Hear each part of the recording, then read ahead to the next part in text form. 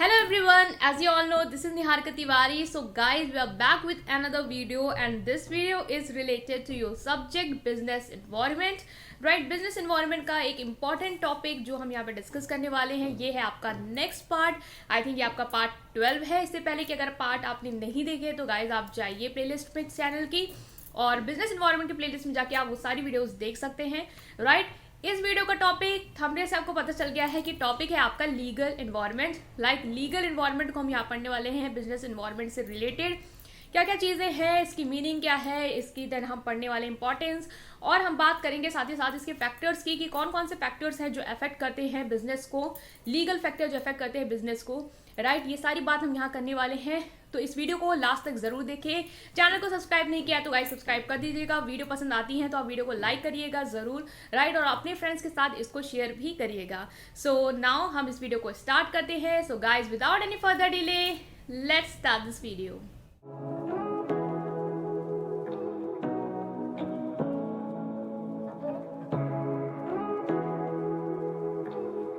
So now guys, we are starting with the meaning first, that is legal environment. Legal environment होता क्या है? इससे पहले मैंने आपको पॉलिटिकल इन्वायरमेंट समझाया था कि पॉलिटिकल इन्वायरमेंट क्या होता है. इन्वायरमेंट अलग कर लीजिए, ठीक है. तो यहाँ पे भी हम इन्वायरमेंट अलग कर सकते हैं. लीगल इन्वायरमेंट में इन्वायरमेंट आपको पता है कि बिजनेस के बाहर की चीज़ें या उसके अंदर के फैक्टर्स जो उसकी वर्किंग पे असर डालते हैं वो होता है उसका इन्वायरमेंट.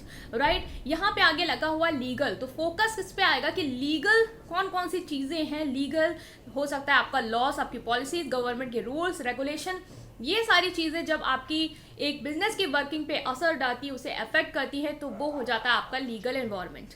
राइट, सो लीगल एनवायरनमेंट में बेसिकली आपकी गवर्नमेंट के रूल्स रेगुलेशन, लॉस, पॉलिसीज, ये सारी चीज़ें आएंगी जो गवर्नमेंट बनाती है. क्यों बनाती है? ताकि वो कंज्यूमर को भी एक्सप्लॉयटेशन से बचा पाए, सोसाइटी के लोगों को बचा पाए और साथ ही साथ एक वर्किंग जो है बिजनेस की उसको रेगुलेट कर पाए कि बिजनेस किसी रॉन्ग ट्रैक पे ना चला जाए.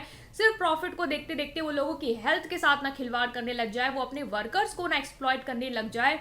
इन सारी चीज़ों से रिलेटेड जब गवर्नमेंट कोई एक्ट बना देती है, कोई लॉज ले आती है, तो वो होता है आपका लीगल इन्वायरमेंट जो आपके बिजनेस की वर्किंग को क्या कर रही है, अफेक्ट कर रही है. हमने ये समझ लिया कि लीगल इन्वायरमेंट क्या होता है. अब अगर हम देखना चाहिए इसकी इंपॉर्टेंस क्या होती है तो आप ये खुद समझ सकते हैं कि लीगल इन्वायरमेंट की इंपॉर्टेंस जो है वो एक बिजनेस के लिए ये हो सकती है कि अगर उसको कोई रूल्स एंड रेगुलेशन के थ्रू गवर्नमेंट रेगुलेट करती है, उसको समझाती रहती है, तो वो एक राइट ट्रैक पे चलेगा. वो एक जो ह्यूमैनिटी पर्सपेक्टिव होता है उसे बनाए रखेगा, अपने कंज्यूमर के साथ एक्सप्लॉयटेशन नहीं करेगा उनको गलत गुड्स भेज के. ठीक है, तो उसकी क्या होगी, एक तरीके से उसकी गुडविल अच्छी बनेगी, उसकी प्रोफाइल अच्छी बनेगी, उसका प्रमोशन हो पाएगा कंट्री में, लोग उसके गुड्स को खरीदेंगे विद ट्रस्ट. आपने देखा होगा बहुत टाइम क्या होता है कि कुछ ऐसे गुड्स अच्छे अच्छे ब्रांड के बारे में पता लगता है हमें कि अरे इनके में तो कीड़े निकले या कुछ निकला, तो वहाँ पे क्या हो रहा है, एक ब्रांड की जो रेपुटेशन है वो गिर जाती है. वहाँ पे अगर वो चीज़ें गवर्नमेंट के द्वारा रेगुलेट नहीं की जाएंगी तो सोसाइटी को तो इस पर बुरा असर पड़ने वाला है, कंज्यूमर पे भी बुरा असर पड़ने वाला है. साथ ही साथ ऐसे बिजनेस जो ये सारी चीज़ें करते हैं उनको एक प्रमोशन मिलेगा कि हाँ इनके खिलाफ नहीं हुआ, इतने बड़े ब्रांड के खिलाफ कुछ नहीं हो रहा है, तो हमारे अगेंस्ट भी क्या होगा. तो लीगल इन्वायरमेंट बहुत ही इंपॉर्टेंट है. लीगल इन्वायरमेंट बिजनेस के लिए बहुत इंपॉर्टेंट है. बिजनेस को चाहिए कि वो जो भी गवर्नमेंट के द्वारा लॉज बनाए गए हैं, चाहे वो एम्प्लॉयमेंट से रिलेटेड लॉज हैं, चाहे वो लेबर लॉज हैं, चाहे वो आपके सेल से रिलेटेड लॉ हैं, उनको वो पूरी तरीके से फॉलो करे ताकि वो भी एक रिस्पेक्टिव पाथ पे चल पाए, एक ऐसे पाथ पे चल पाए जहाँ पे उसकी रेपुटेशन, गुडविल सोसाइटी में, मार्केट में बढ़ेगी और इसके साथ ही साथ वो एक प्रॉफिट करके, एक वेलफेयर लोगों का करते हुए, प्रॉफिट मार्जिन लेते हुए एक अच्छे लेवल पे पहुंच पाए. तो इस तरीके से आप खुद के भी पॉइंट्स डाल सकते हैं जो आपको और आ रहे हों, उनको भी अपने पेपर में ऐड ऑन कर सकते हैं. इसमें कोई दिक्कत नहीं होगी. आप उसको और सोच सकते हैं और उसको ऐड ऑन कर सकते हैं अपने अकॉर्डिंग. मैंने जितना बताना था वो आपको कन्वे कर दिया है ताकि आपको एक मीनिंग जो है वो क्लियर हो गया हो. Right, moving to next here, that is factor affecting your legal environment. Legal environment को कौन कौन से फैक्टर हैं जो अफेक्ट करते हैं वो हम डिस्कस करने वाले हैं.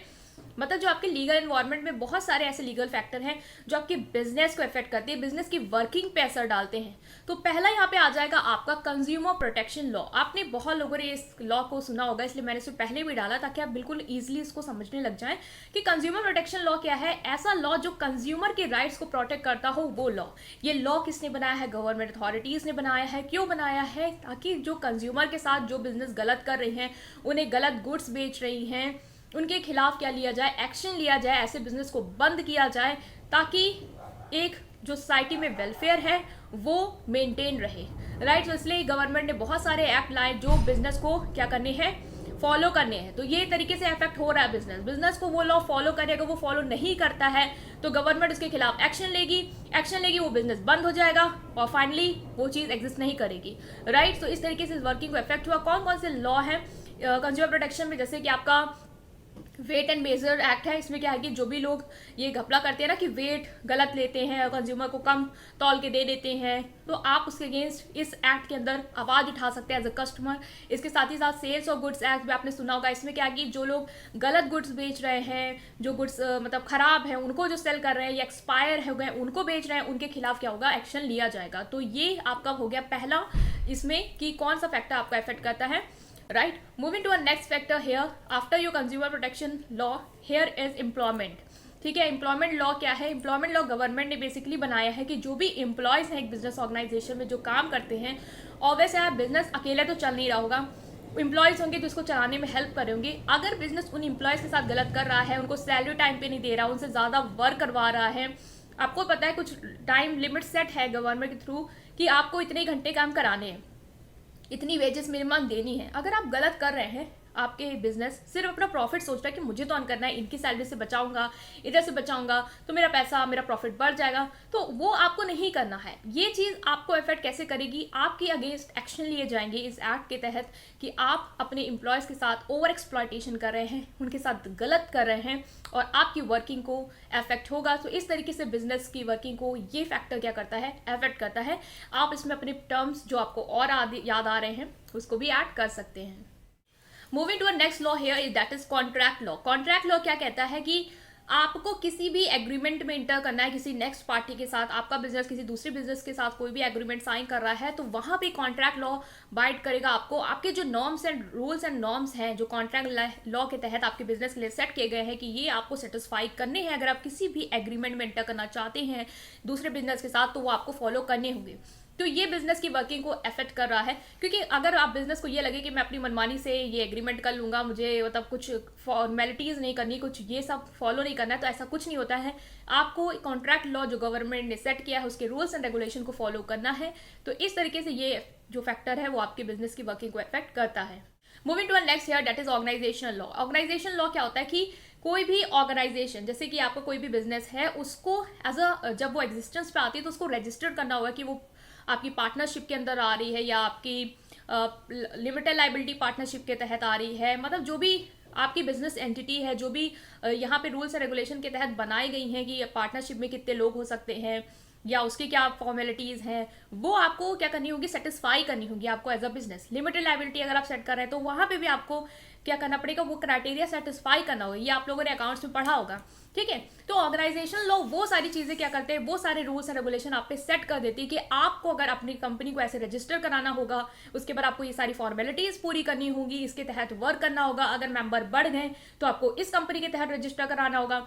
तो ये सारी चीज़ें क्या है, ये सारी चीज़ें हैं आपकी गवर्नमेंट के द्वारा तय की गई कुछ रूल्स एंड रेगुलेशन जो आपकी वर्किंग को एज आपके बिजनेस को अफेक्ट करती हैं। तो ये फैक्टर भी आप याद रखेंगे, that is your organisational law. to our next law here that is intellectual property law. Intellectual property law आपने बहुत सुना होगा। YouTube के तहत मैं आपको बता दूं, जैसे कि कॉपीराइट क्लेम होता है ना, कि आप क्या कर सकते हैं, इनकी चीज़ कॉपी नहीं कर सकते। आपको कोई वीडियो बनाई, आप कोई गाना ऐसे नहीं डाल सकते, डालेंगे तो कॉपीराइट क्लेम आ जाएगा कि आपने उनका गाना चुराया है। इसी तरीके से इंटेलेक्चुअल प्रॉपर्टी लॉ होता है कि कुछ मतलब बिजनेस के सिंबल्स होते हैं, कुछ आप लोगो होते हैं बिजनेस के, आप चोरी नहीं कर सकते। बैंगी का जैसे कि वो सिंबल है, वो उन्होंने पेटेंट करा रखा है, अगर आप उसके सिंबल को चोरी करके अपने प्रोडक्ट में डालते हैं, बेचते हैं, तो आपके तहत क्या हो सकता है, स्ट्रिक्ट एक्शन लिए जा सकते हैं। आपकी जो बिजनेस की वर्किंग है वो खराब हो जाएगी, आपको हो सकता है कि बहुत ज़्यादा पैसा देना पड़ जाए या आपकी कंपनी को खारिज कर दिया जाए, तो कुछ भी एक्शन हो सकते हैं। तो आप ये समझ सकते हैं कि ये फैक्टर भी आपकी बिजनेस की वर्किंग को अफेक्ट करता है। नेक्स्ट है that is tax law. Guys tax law तो आपको बिल्कुल क्लियर होगा कि गवर्नमेंट है तो टैक्स तो होगा ही, मतलब कि बहुत सारे गवर्नमेंट के द्वारा टैक्स लगाए जाते हैं, अलग अलग टाइप के टैक्स लगाए जाते हैं जो बिजनेस को फॉलो करना होता है, उसको टाइम पे टैक्स देना होता है। अगर कोई बिजनेस इस चीज़ से बच रही है, अपने इनकम टैक्स नहीं दे रही है, या जहाँ पे उन्होंने रेंट में लिया है उसका टैक्स जा रहा है वो नहीं दे रही है, तो वहाँ पे क्या होगा कि आपके बिजनेस के अगेंस्ट एक्शंस लिए जाएंगे अंडर टैक्स लॉ। ठीक है, टैक्स लॉ के तहत आपके बिजनेस के अगेंस्ट एक्शन लिए जाएंगे। तो ये क्या हो रहा है, ये आपकी बिजनेस की वर्किंग को अफेक्ट करेगा। और वैसे अगर आप टैक्स नहीं दे रहे हैं तो आपको हो सकता है गवर्नमेंट आपके बिजनेस को सीज कर दे, बंद कर दे, तो आपकी तो वर्किंग ऐसे ही चली गई, है ना।